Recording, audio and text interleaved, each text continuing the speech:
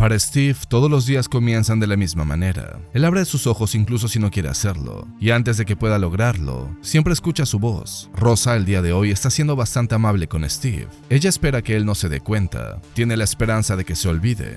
Hoy es 13 de agosto, y Steve no puede olvidar este día. Horas más tarde, Capitán América camina por las calles. El mundo no le permite olvidar lo que sucedió este día. Entonces una mujer lo detiene y le pregunta si es el verdadero Capitán América. Steve responde que sí es el original y supone que esta mujer quiere tomarse un selfie, pero ella responde que no. Steve pide perdón. Su mente ya no es lo que solía ser. De repente, un hombre pregunta si esa es la razón por la cual está llegando tarde. Matt los está esperando en el parque. Este hombre es Luke Cage. Steve lamenta la tardanza. Pronto ambos héroes se encuentran con Matt Murdock. Según Matt, le está yendo horrible. Tiene muchos casos. La nueva acta observador está haciendo que cada muchacho con una vieja cámara se convierta en un criminal. Además, el Estado ha propuesto toques de queda, como si Hydra siguiera siendo una amenaza. A Steve le alegra que Matt haya decidido volver a ser un abogado. Él tenía que hacerlo. Alguien tiene que hacer algo en contra de lo que está sucediendo. Steve lo lamenta, pero ya le dijo que lo intentó todo. Él incluso se lanzó como senador, pero los votantes le dijeron que no lo necesitaban. Luke lamenta que los sentimientos de Steve hayan sido lastimados, pero él sigue teniendo una buena vida junto a una esposa hermosa y sigue siendo un gran soldado. Steve les recuerda que su cuerpo ya no tiene suero de supersoldado. Ahora él trabaja en el centro para veteranos. Steve le pregunta a Luke qué es lo que él está haciendo. Según el héroe, él tiene sus propios asuntos. Él solía ser un antiguo alcalde, pero Steve es un símbolo. En estos momentos derechos están siendo sobrepasados, y la voz de Capitán América significa algo en contra de eso. Steve les recuerda que la gente no quiere ayuda. Ellos votaron por esto. Nadie quiere escuchar a Steve, pero Matt piensa que no importa lo que ellos quieran, sino lo que necesitan. Matt ya está cansado de estos bastardos y de sus ojos que los observan. Luego de regreso a casa, Steve cocina para Rosa. Es lo menos que puede hacer, ya que Rosa es la única con trabajo. La mujer le pregunta cómo le fue con su reunión con Matt y Luke. Según Steve, intentaron hacer que se sintiera culpable. Rosa le pide que no se sienta así. Steve entregó toda su vida por este país. Según Steve, parece ser que lo que ellos quieren es que Capitán América entre en acción. Rosa piensa que Steve puede hacer mucho bien sin siquiera ponerse ese traje. Entonces, la televisión interrumpe la conversación.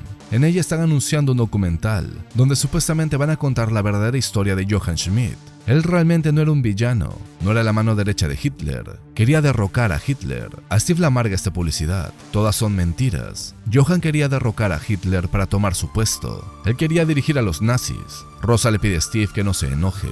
Solo quieren generar controversia. Pero para Steve es bastante lamentable. Parece que a la gente ya no le importa la verdad. Capitán América regresa a su habitación. Él observa antiguos recuerdos. Y en algún otro lado de la ciudad, los Vengadores han detenido un ataque de Hydra. Iron Man menciona que solo pudieron lograr esto gracias a la ayuda del FBI. Pero según el Capitán América, todo esto se logró gracias a Iron Man. Su tecnología Stark pudo desactivar las bombas. Desde su suite, James observa lo que está ocurriendo y él pide que le den las gracias. Entonces un anciano ingresa. Él piensa que James podría recibir más gracias si es que se pusiera el traje de Iron Man. James le pide que no le vuelva a mencionar el tema. Él ya conversó sobre esto con Jarvis, aunque este Jarvis le recuerda que no es su mayordomo, ese era su hermano. El nombre de este Jarvis es Kyle.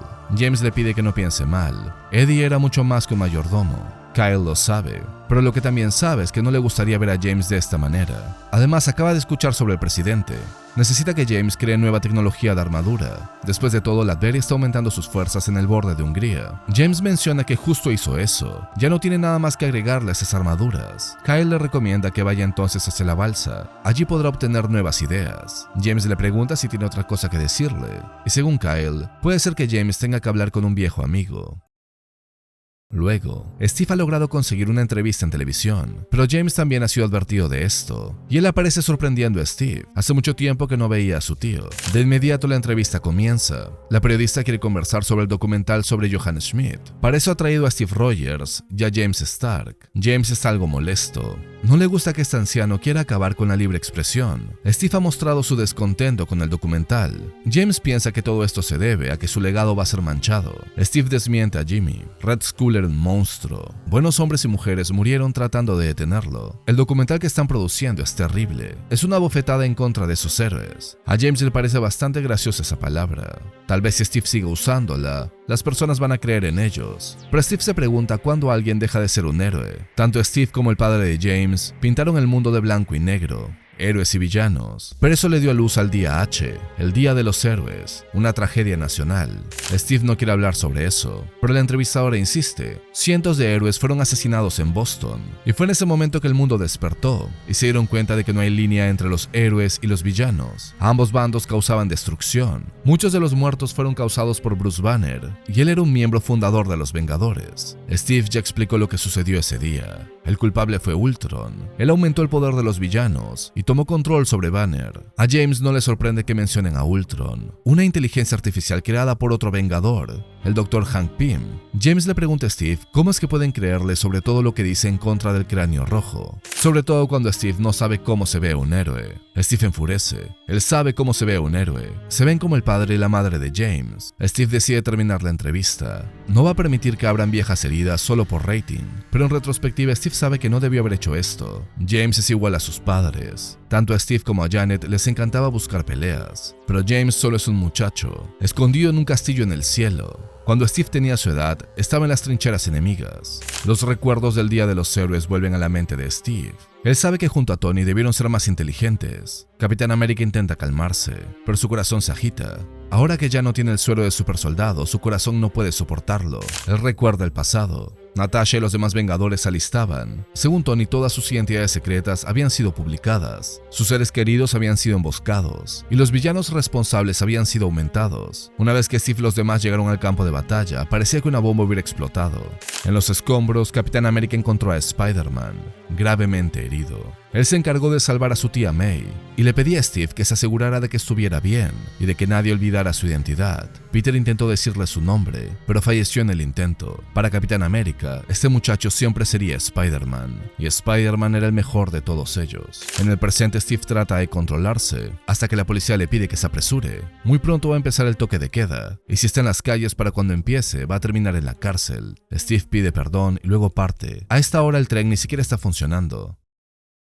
Entonces Capitán América descubre a unos muchachos grabando acrobacias en patineta, cosa que está terminantemente prohibida. La policía se acerca para detenerlos. Steve sabe que debe hacer algo, pero él piensa en su corazón, él piensa en Rosa. Steve no debería estar aquí, es solo un anciano, una vieja idea. Él es más débil, más lento, pero él ha luchado en guerras. Steve le pide a la policía que no los traten de esa manera, pero la policía insiste en que se retire. Steve no va a hacer eso. La policía intenta golpearlo, pero Capitán América contraataca y lo desarma. Capitán América ya luchó con este tipo de personas antes. Cuando no se enfrentan a niños y ancianos, se derrumban tan rápido como papel periódico. Lamentablemente, la edad de Steve entra en juego. Pronto recibe golpes a la cabeza, y a pesar de que él intenta estar alerta, él es sobrepasado. Los muchachos aprovechan para escapar. Por suerte de Steve, misteriosos individuos atacan a la policía, y una vez que todos yacen inconscientes en el suelo, los encapuchados llegan a Steve y lo secuestran. Al mismo tiempo, James llega a la balsa y no le avisó a Maxwell que iba a hacer este viaje. James necesita usar lo que tienen aquí, aunque Maxwell le advierte, si usa mucho esto va a causar mucho daño, y si el público se entera, todo podría salirse de control. James le pregunta a Maxwell si lo está amenazando. Después de todo, le está gastando mucho dinero para estos programas de rehabilitación. James le pide a Maxwell que se largue. Esto no es para él, es una reunión familiar. El muchacho se reencuentra con su padre. Tony ha sido reducido a esto. Volviendo con Steve, la capucha es removida, y frente a él se encuentra Luke Cage. Los demás miembros no están seguros de esto. Steve no va a apoyarlos, pero Luke sabe que sí lo hará, porque ahora sabe que están en guerra, y Steve fue hecho para la guerra. Capitán América pregunta de qué se trata todo esto, y Luke solo responde diciendo que Matt fue asesinado. Steve está confundido. Él vio a Matt el día de hoy. Según Luke, allá afuera las cosas son bastante difíciles. El gobierno y S.H.I.E.L.D. están aplastando a los disidentes políticos. Los nuevos Vengadores están atacando a países extranjeros. Steve no quiere creerlo. Él se hubiera enterado, aunque según Luke no hubiera podido hacerlo. Ni las noticias ni el internet están informando sobre esto. El gobierno controla todo. Luke ha intentado esparcir la verdad, pero no es suficiente. No ha podido lograr que la gente se una a su causa. Solo hay alguien que podría lograrlo. Steve no está seguro de eso. Él ni siquiera puede proteger a muchachos que montan patinetas. Luke no piensa lo mismo. Podría ayudarlos con la nueva máquina que han creado. Una científica que trabaja para la resistencia llamada Kari ha replicado la máquina que le dio los poderes a Steve y tienen suero de supersoldado. Intentaron usarlo en otros miembros, pero murieron. porque el suero solo funciona en algunas personas. Steve le pregunta a Luke si está hablando en serio, y Luke está hablando muy en serio. Él no espera que Capitán América se una a los defensores. Él es el maldito Capitán América, es un vengador. Luke no puede hacer eso. Él solo está aquí para dar conocimiento. La líder de la resistencia se llama Amy. Ella solía trabajar con S.H.I.E.L.D. Amy menciona que Matt murió tratando de proteger a personas que el sistema estaba destruyendo. Han estado tratando de ganar toda la información que puedan sobre esto. Steve toma una decisión. Él se comunica con Rosa y le dice que no va a regresar a casa por algún tiempo. Hay algo que Capitán América tiene que hacer.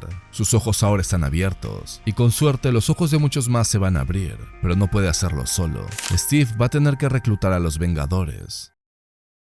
Muy bien, muchachos, de esta manera terminamos con el primer número de Avengers Twilight. Este es un cómic escrito por Chip Zdarsky, y como ya vimos, sucede en un futuro distópico. Los pocos héroes que quedan son usados como herramientas del gobierno para controlar a la población, y la tecnología de James Stark, el hijo de Janet y Tony, está siendo usada para lo mismo. El público ya no cree en los héroes, así que es momento de que Capitán América salga del retiro y traiga esperanza nuevamente para todas estas personas. Me gusta mucho la propuesta, y Zdarsky escribe muy bien. Además, como siempre, es un mundo alterno, así que tenemos que matar a Peter Parker. Me da pena que ni siquiera pudo decirle a Capitán América cómo es que se llamaba. Y no sabemos si es que May murió desde entonces, supongo que sí, por edad. Me da pena que Tony ha sido reducido a... ¿Qué es eso? Me imagino que James está usando su cerebro para obtener nuevas ideas de tecnología. La propuesta está muy buena, me gusta mucho lo que estamos viendo aquí. En mi opinión, este capítulo ha sido una A. Pero díganme ustedes qué opinan, muchachos, déjenme sus opiniones en los comentarios. Y antes de irnos, un gran agradecimiento a las personas que son miembros del canal. Ellos hacen que estos videos sean posibles. Si quieren ayudar al canal directamente y obtener beneficios especiales durante los streams en Geekspedia, el link está en la descripción. Habiendo dicho eso, nos vemos en un próximo video.